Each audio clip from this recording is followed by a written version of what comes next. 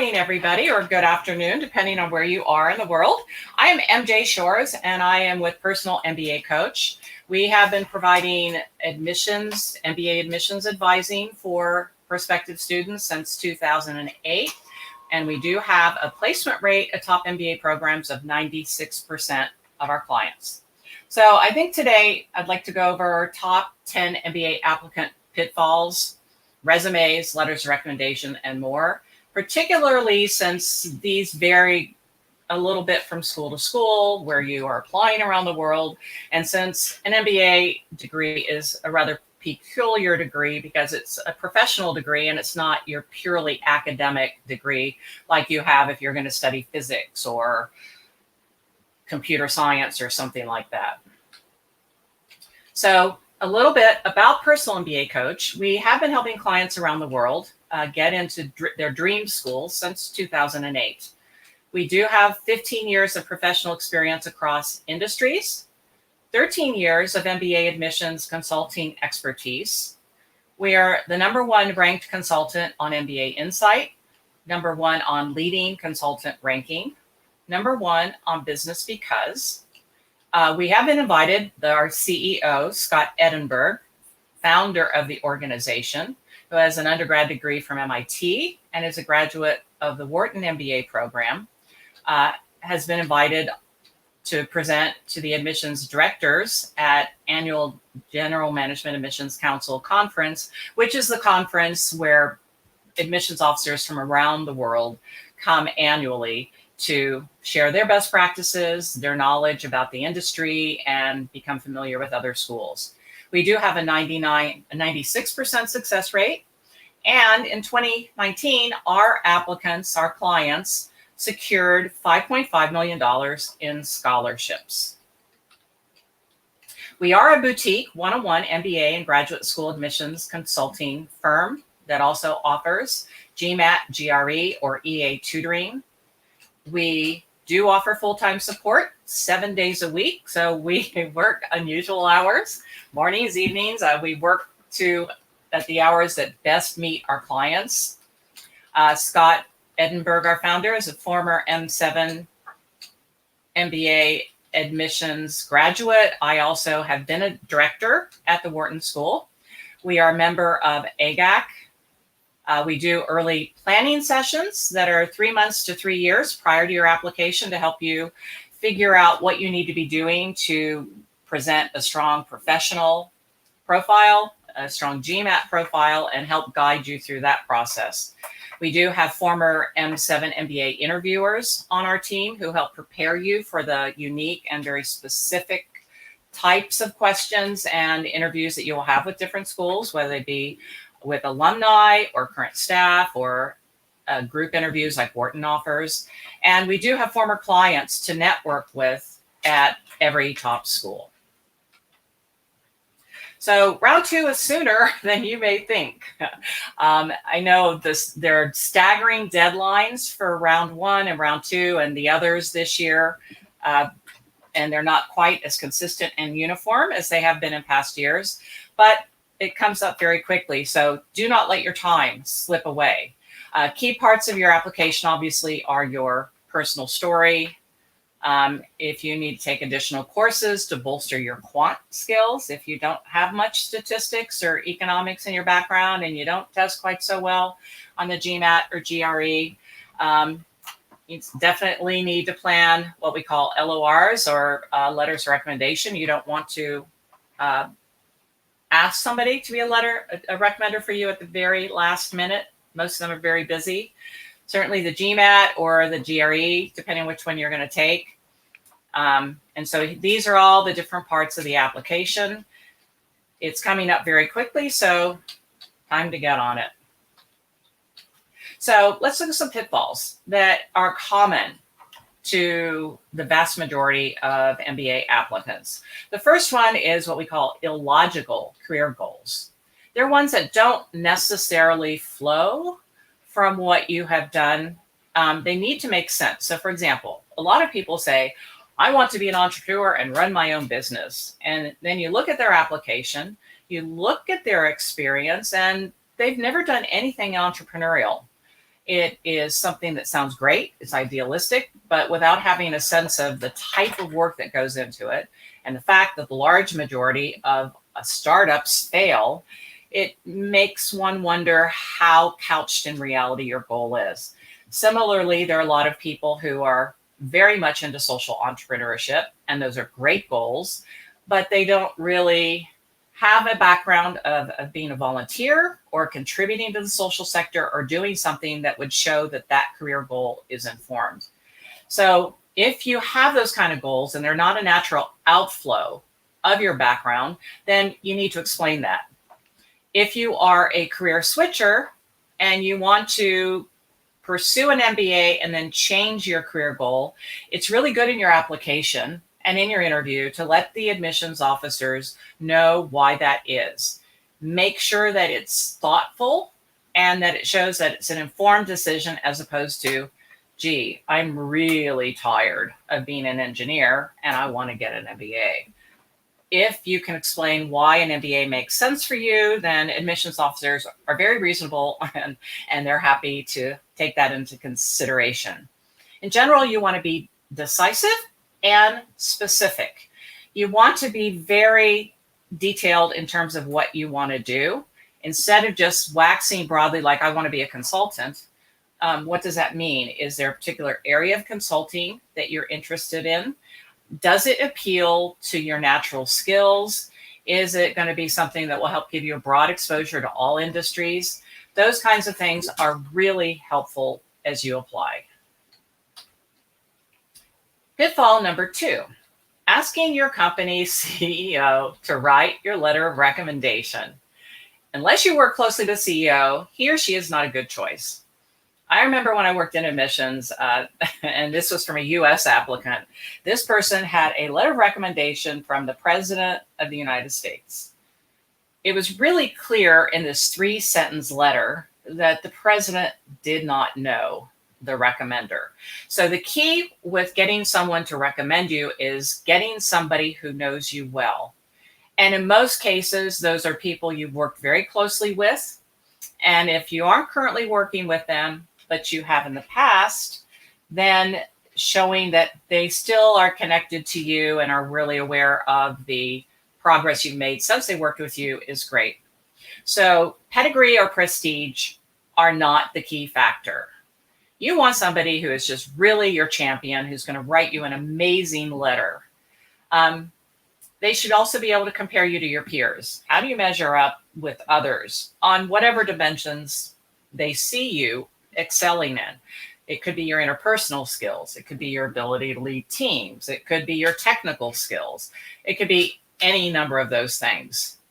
Non-professional recommenders are okay in certain circumstances. So let's say you work on the board of a nonprofit and you've been very active, you've run a lot of committees, or maybe you're even leading it up as a president or a vice president of finance. Those are skills that are very valuable in an MBA program, in a leadership position. And so those can actually be great examples of things for you to do. Pitfall number 3, using job description bullets on your resume. There's all kinds of advice out there on resumes. And for an MBA program, like many jobs, you want things that really highlight your strengths. When I think of resumes, I think of scope, scale, and impact. Every bullet you put on there should show the value that you bring from having done a particular activity. You want to show leadership. So leadership could be you managed something, you worked on cross-functional teams, you took the initiative to start something new or to lead something. It's not always formal. It can also be informal. Maybe you're just great at influencing people and helping move the direction of projects in a company. You want to include specific, ideally measurable results. It's easier in things like finance and accounting sometimes to tie what you've accomplished to the bottom line profitability of a firm or ROI. But if you can tie to any results, whether it be something like increased customer satisfaction or increased customer retention, those are great things. You want to establish your key skills, and you want to prove you did the job better than peers and or you exceeded expectations. The key with a resume is, think of it, it's like expensive real estate in Manhattan. Everything you put on there should be with a meaningful purpose and not just to fill space. It is a great opportunity for someone to get a snapshot of you. And it's like an interview when you apply to an MBA program. You're always going to feel like there's more that you could say. But it should be more of an enticement for the admissions committee at different schools to get to know you better, and obviously to want to read the rest of your application. Pitfall number 4, not including school specifics.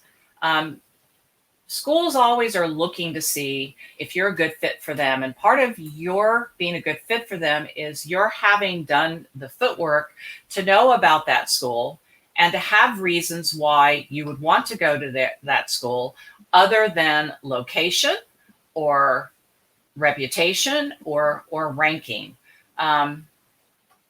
So you want to avoid vague statements that could apply to any school. You don't need to include compliments. You don't need to know name dropping and list all of these alumni or current students. You want to show research and interest. So for example, are there particular courses that you would like to take at a school? Do you like a particular teaching pedagogy, such as the case method at Harvard? Do you like some of the extracurricular or community activities at a school?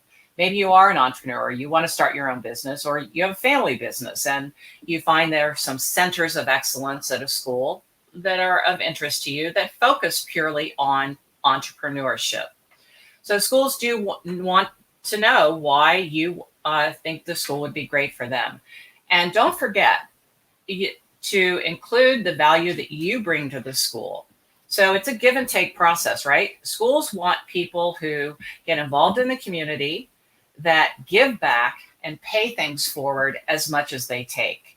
Part of the learning environment is this give and take, and most schools really, really are looking for that.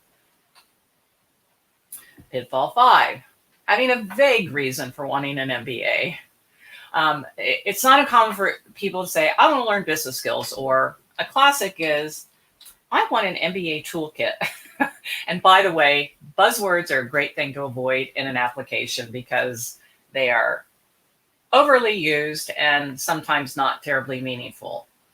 So schools want people who are not just looking for a checkbox like, oh, I want this piece of parchment that I can put up on my wall. What do you hope to gain from the MBA?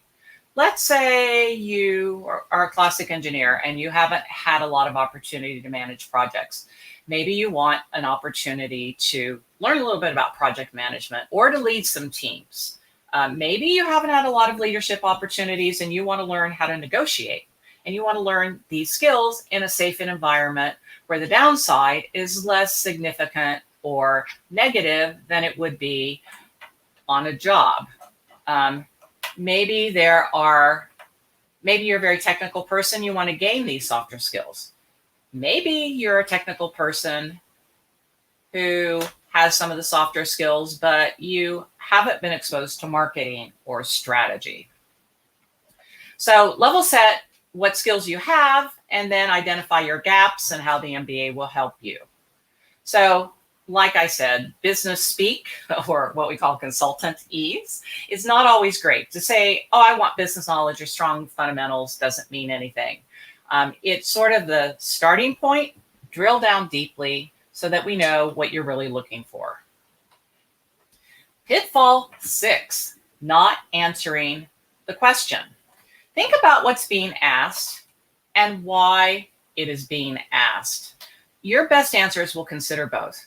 One of the things that happens is applicants get very anxious about making sure that everything about them that they think is important, they share with the admissions committee.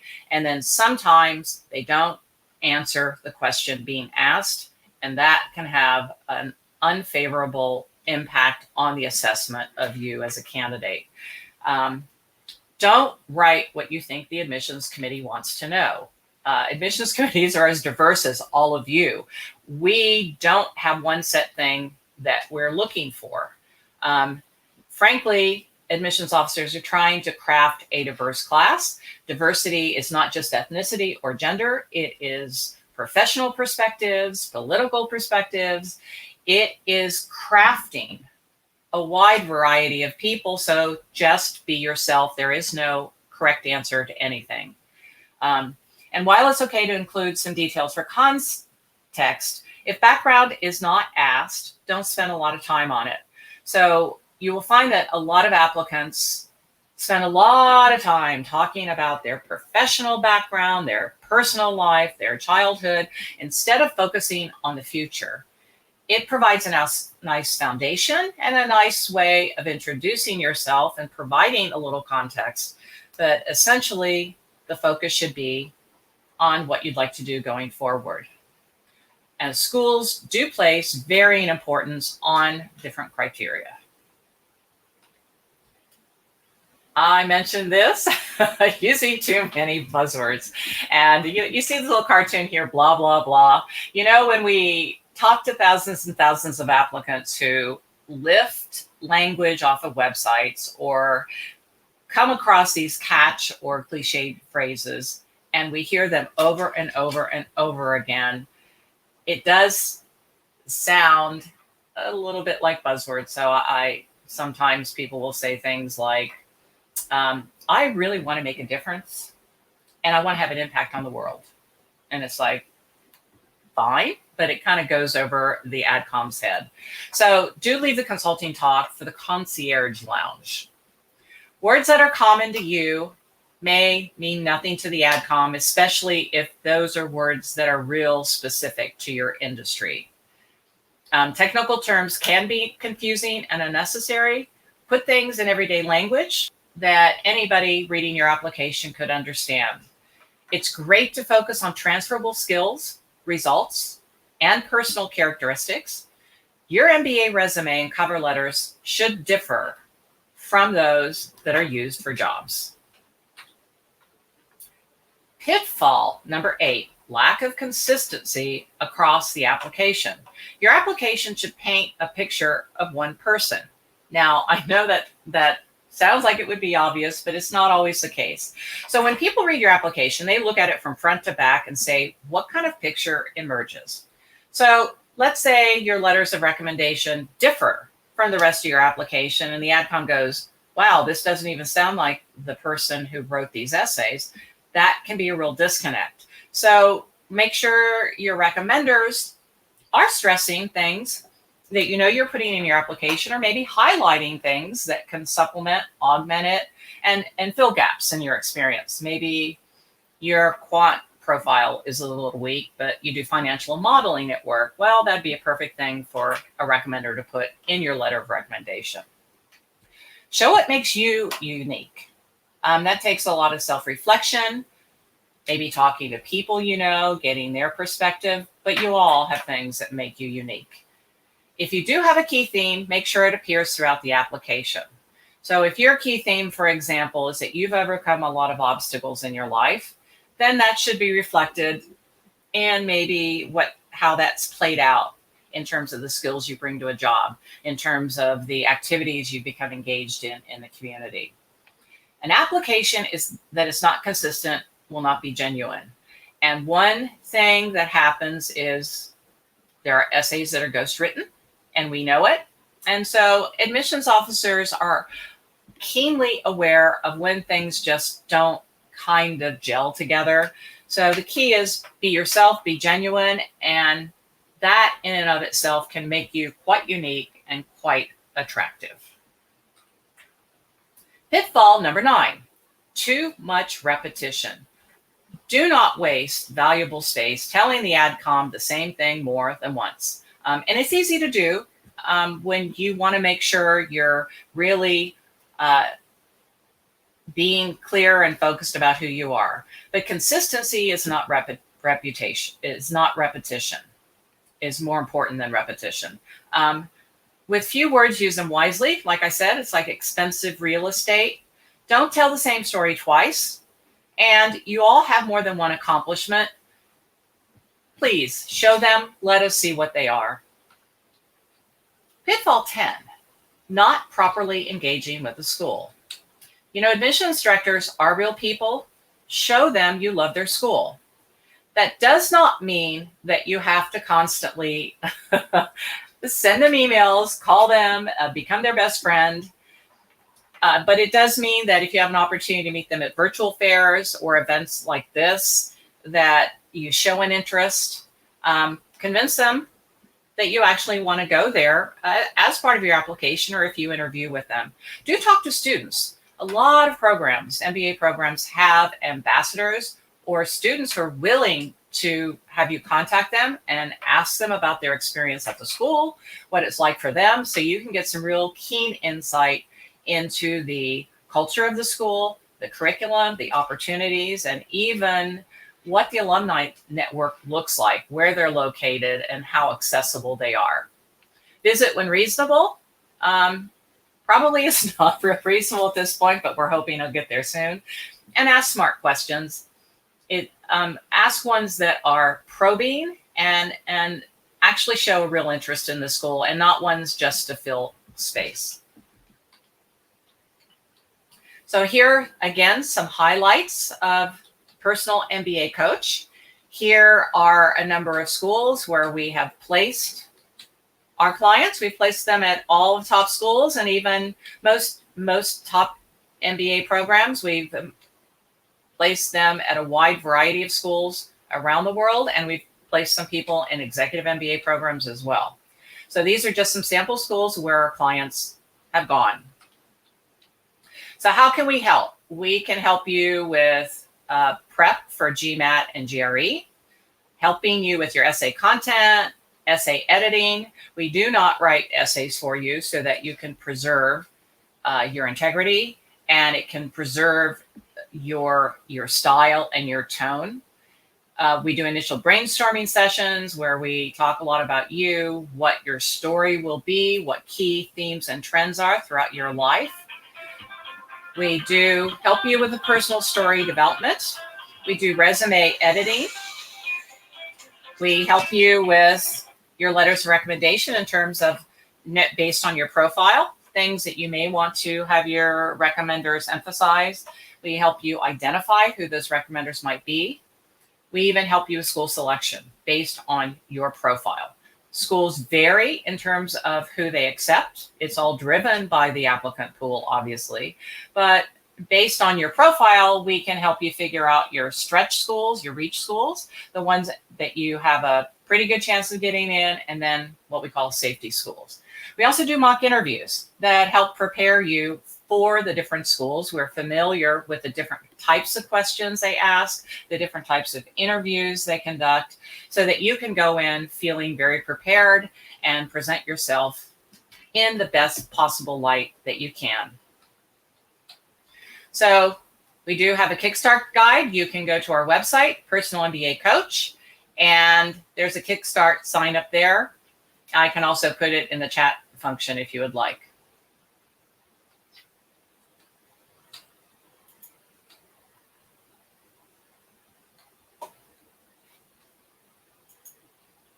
So I am back here to answer any kind of questions people may have.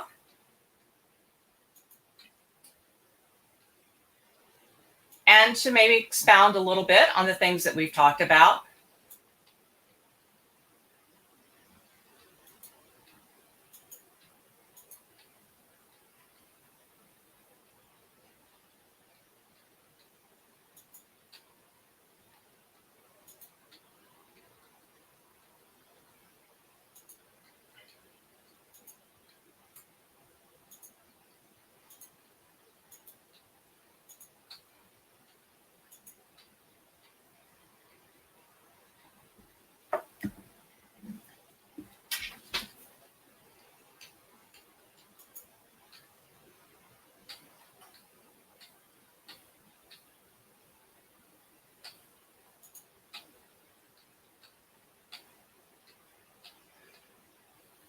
Well, hello, everyone. It looks like I just got cut off, but I'm back.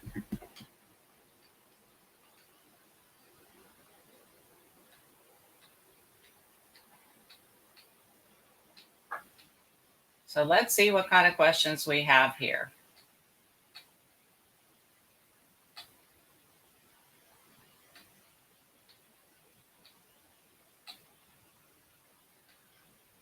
So someone says, can we avail selective help from PMBA Coach? I'm not quite sure what you mean by that question, but we'd be happy to chat with you.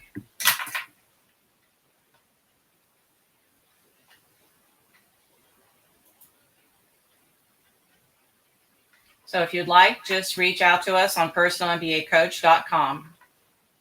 Yes, we do provide global assistance, and that's why I said we deal with people around the clock. I've talked with people in India at like 10 a.m. my time, 5 a.m. my time, midnight my time, but we do, and we certainly do. So someone says they're an Indian applicant, and they have 6 weeks global volunteer experience in Egypt through the organization ISEC. Is it helpful? Yes, it certainly is. Global experience is helpful. It shows that you have a broadened perspective of the world. And volunteer experience is always a great thing. It shows that you care about things beyond yourself and that you have a broader view of the world.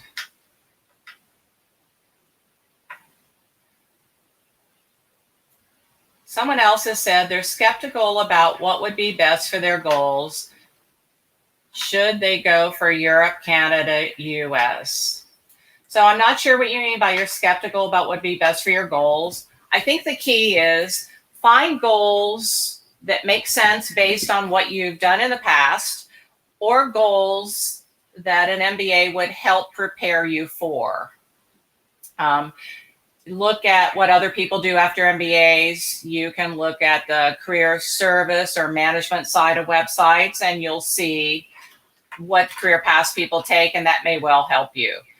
Do reach out to the ambassadors at different MBA programs and ask them about what they did, how they determined their goals for an MBA, post an MBA, and that may help you kind of clarify what you'd like to do.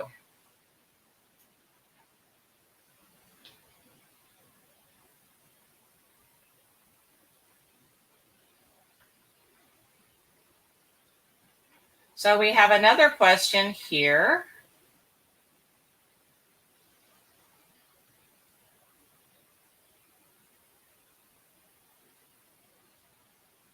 I have a question here. I'm not quite sure what it means. It says, though I understand it varies based on profile, but in general, what is a better option? Can you please clarify for me? I'm not sure what you're referring to. It may have been a previous question that you had. Someone wants to know how much age impacts the application process. You know, age is a very relative thing. We look more at work experience, what you've done in the time that you've been in work.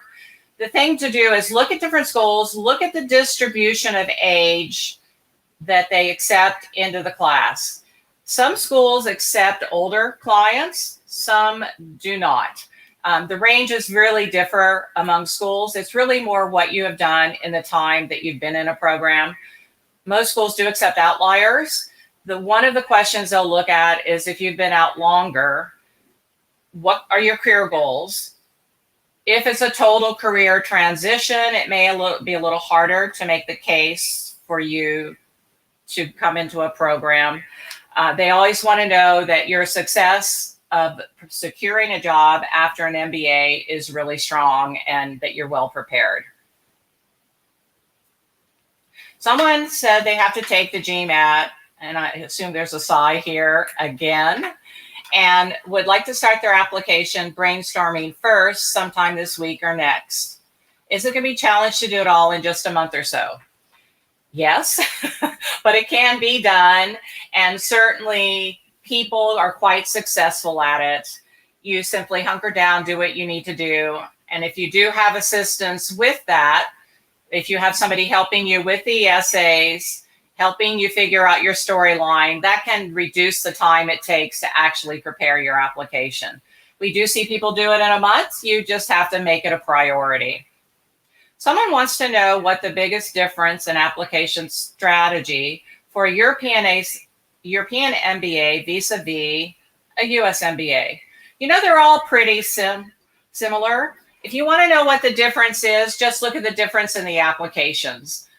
I have colleagues, former colleagues from all around the world. We all essentially look for the same things. We're looking to help develop you professionally, and our MBA programs are more alike than they are dislike.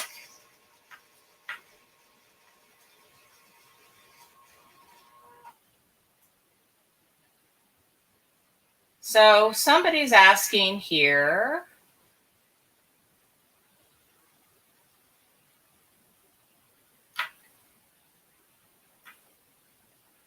about when the best time to apply. The best time to apply to an MBA is really when you feel compelled, when you just feel like you've hit the apex or the maximum level you can in your career, and you want to get an MBA to accelerate your career growth and go on to the next step in your career. Sometimes people on a visceral level know that they're ready and that's it. Sometimes it's just a matter of where you are in your personal life and you just sort of feel it based on research. You obviously want to be prepared, and part of it is understanding the value of an MBA, what your goals are, and having laid the foundation and the framework for applying and earning an MBA. So some people are ready at 3 years out of undergrad and having worked 3 years. Others are more prepared at 6 or 7 years. It's really not an exact number, and people don't look specifically at your age when you apply to an MBA as much as what you've accomplished. This is a great question. Someone lost a job 4 months ago due to the pandemic. They're currently preparing to take the GMAT and TOEFL. They're not actively looking for work. Will this affect their application? Well, the good news is many people have lost their job due to the pandemic. So any stigma there was attached to it is no longer there. Also, what admissions officers look for is if there is a gap in your work, how are you spending your time? Are you getting involved in the community to the extent that you can now that most things are virtual? They want to know that you're being productive and not just sitting on a couch and watching movies and having a few drinks and eating food all the time. So as long as you can show that you are continuing to do things to progress yourself or help make the community better, you'll absolutely be fine, and I would not worry about it. Someone asked about the GMAT and why it's lower at the top European schools. You know, that's a great question. I think it's driven by a couple of things. The first is who the applicant pool is. GMAT averages are not established by MBA programs. They always look at who the people are applying. The GMAT and the GRE, standardized testing in general, is very, very common in the US. It's not so common in Europe, and so some of the applicants there don't score as highly on these kinds of tests because their curriculum throughout undergrad has been very, very different. It is not the key factor in admitting people. In fact, if schools have to choose academic performance over a 4 or 5 year period versus a GMAT, they're going to go with that. Okay. Should one apply when the application is ready or go for the first round? Do the chances of getting an admit reduce with every round? You know, that's an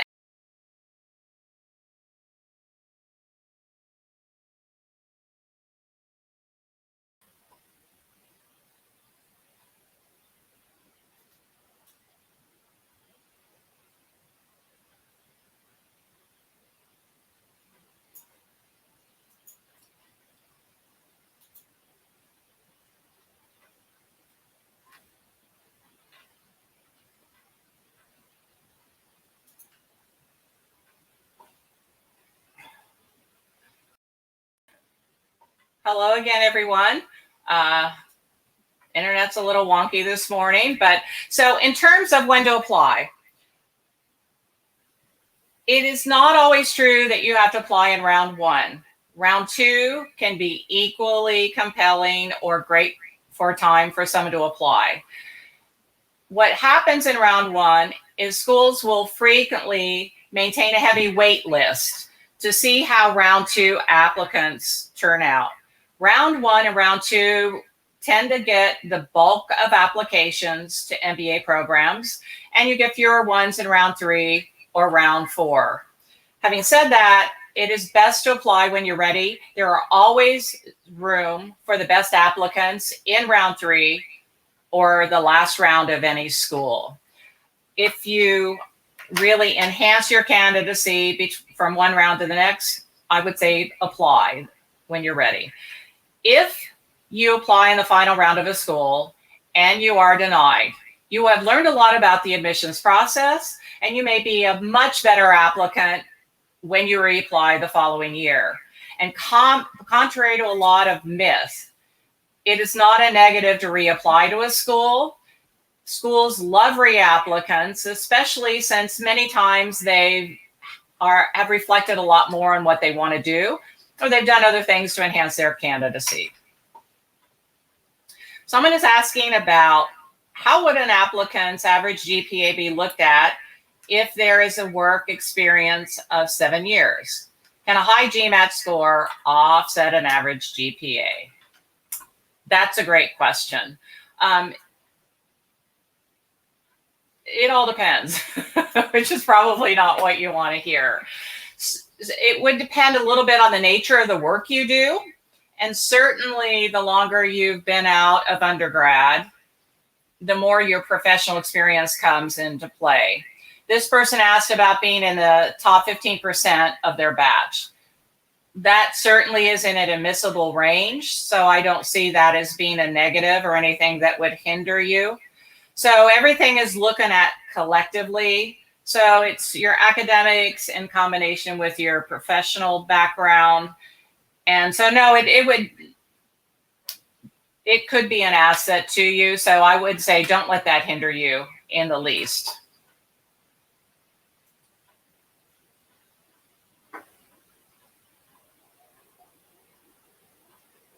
Okay, someone here says they've been working in Qatar as a senior QA, quality assurance, QC inspector. He has done civil engineering from India. As such, from a broad point of view, his application is pretty basic. So how can this be tackled? Okay, so you may have other aspects of your profile that are not pretty common, right? It is very true that you could fill many MBA programs with Indian engineers. But the fact that you've worked in Qatar could be an interesting quality. You've worked outside of your country. You have cross-cultural experience.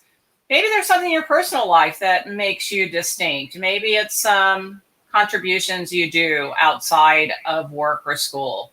Maybe you've had some personal challenge or personal experiences that have helped shape you that are not common. So there are ways that you can be unique independently of your work background or even your academic background. Just dig deeply, talk with people, talk with friends, and they often can see things in you that you can't see in yourself that really are distinctive and do make you stand out.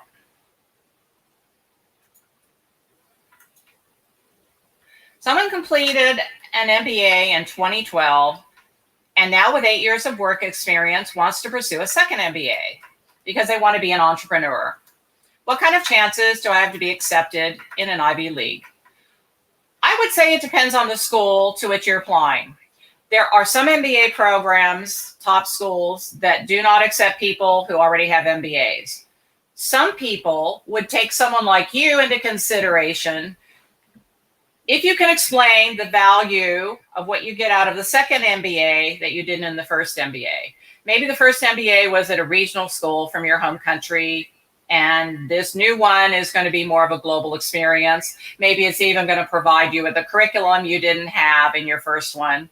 And because you've worked 8 years, you have a much broader perspective and understanding of what an MBA could do for you. And so coming back for this degree a second time would make you much better.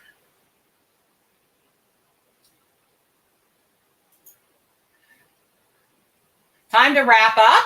Thank you all for your wonderful questions. If you have any questions for Personal MBA Coach, reach out to us at www.personalmbacoach.com. And it's been great to talk to you. Have a wonderful rest of your day.